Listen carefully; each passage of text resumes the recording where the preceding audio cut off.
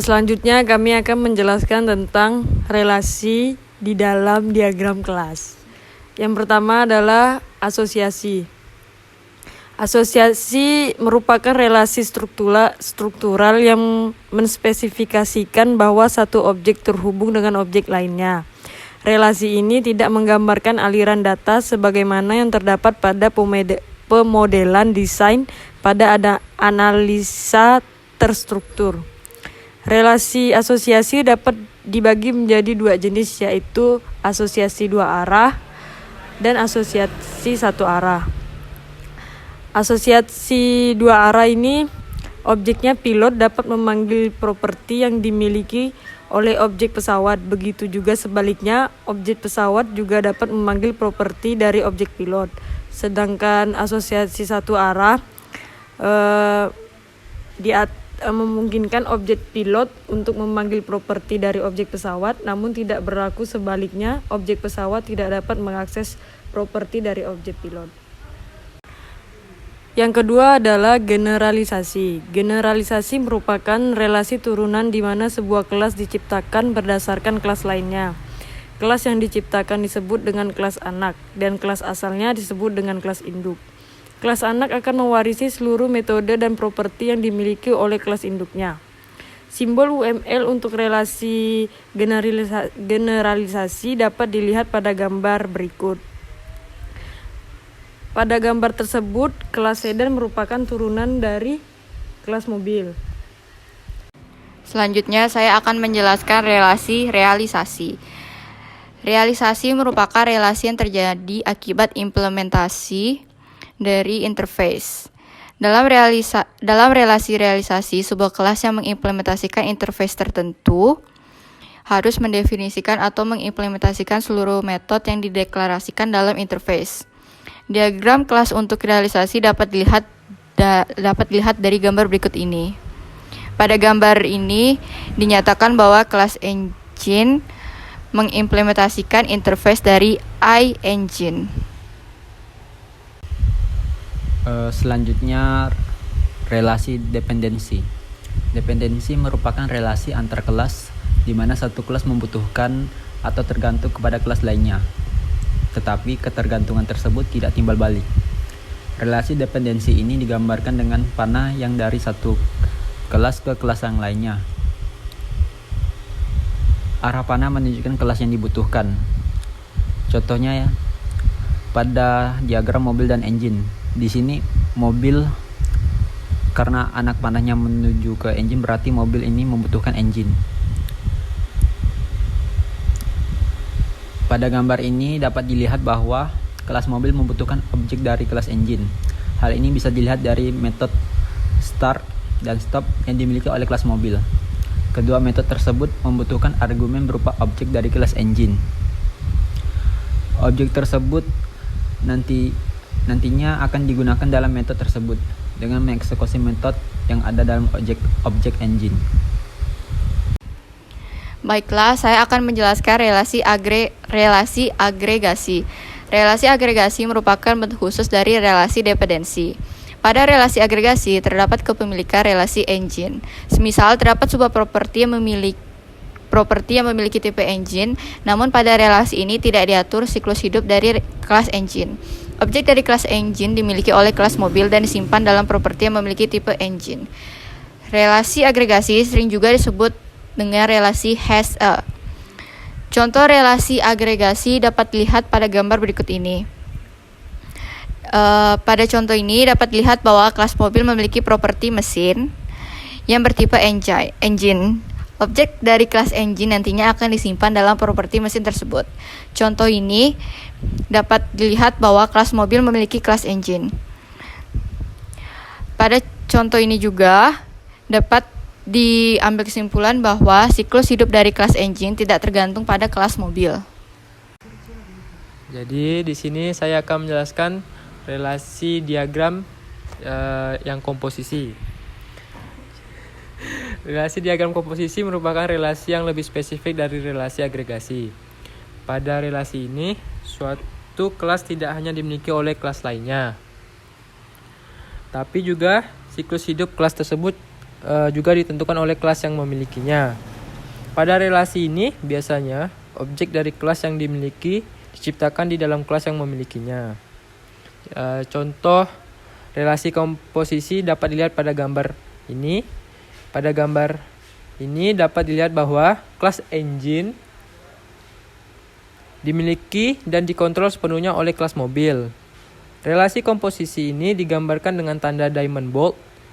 Ujung diamond bolt menunjukkan bahwa kelas tersebut memiliki kelas yang ada di ujung lainnya. Sekian dari saya, akan dilanjutkan oleh teman saya. Kali ini saya akan membahas tentang kelas diagram. Di sini terdapat kelas student. Kelas student ini memiliki atribut yaitu name dengan modifier private dengan tipe string, tipe data string.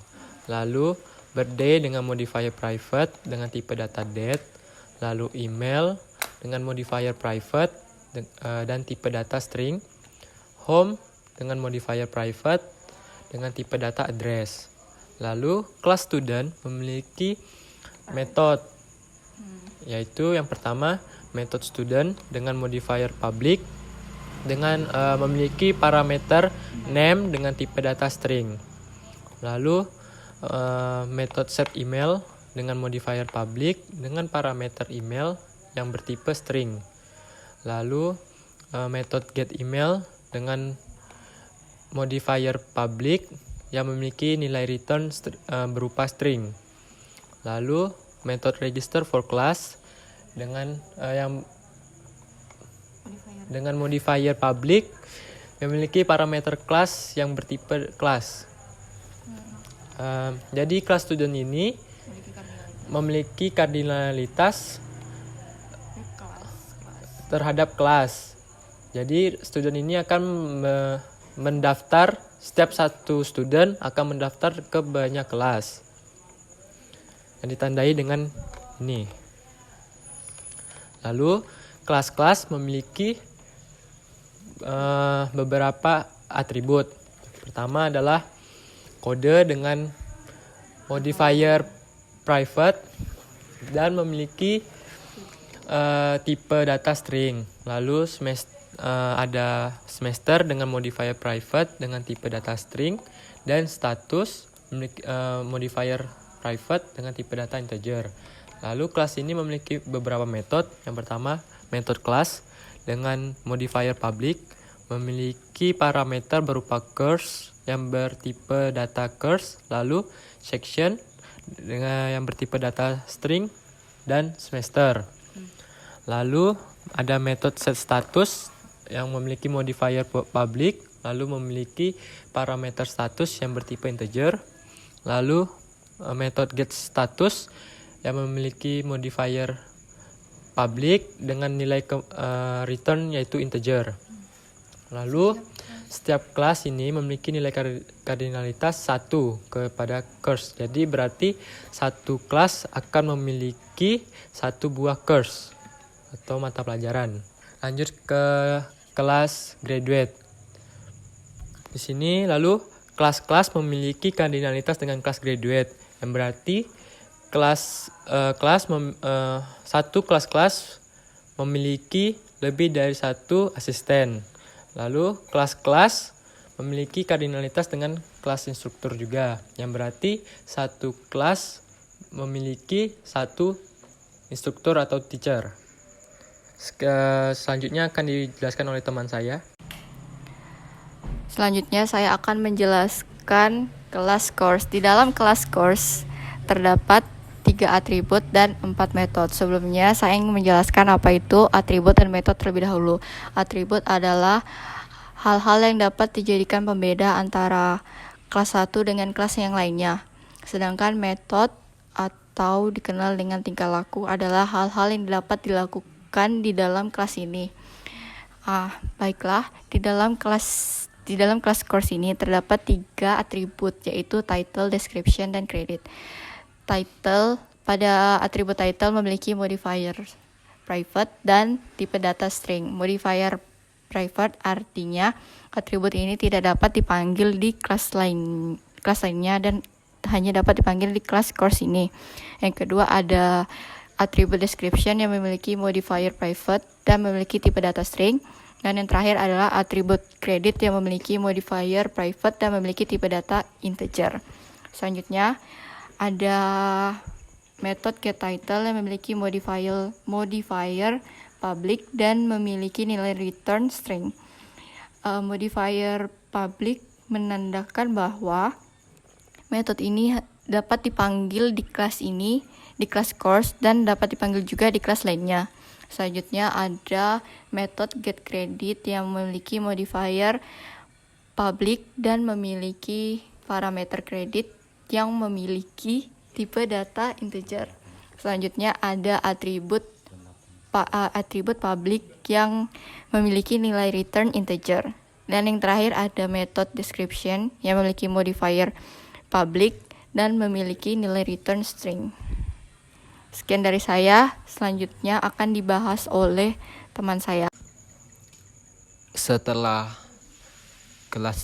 proses pada kelas student, kelas-kelas dan kelas course dijalankan, pada kelas student menurunkan 2 kelas, yaitu undergraduate dan graduate. Hal ini dapat kita lihat pada anak panah putih yang menuju kepada kelas student. Pada kelas undergraduate terdapat atribut parties dengan modifier private dan tipe data string. Kemudian terdapat 2 metode. Yang pertama add party dengan modifier public dengan nilai return string. Yang kedua, metode getParties dengan modifier public dengan nilai return string. Selanjutnya, pada kelas graduate tidak terdapat atribut, namun terdapat satu metode, yaitu apply for assistance dengan modifier public dengan dengan parameter kelas.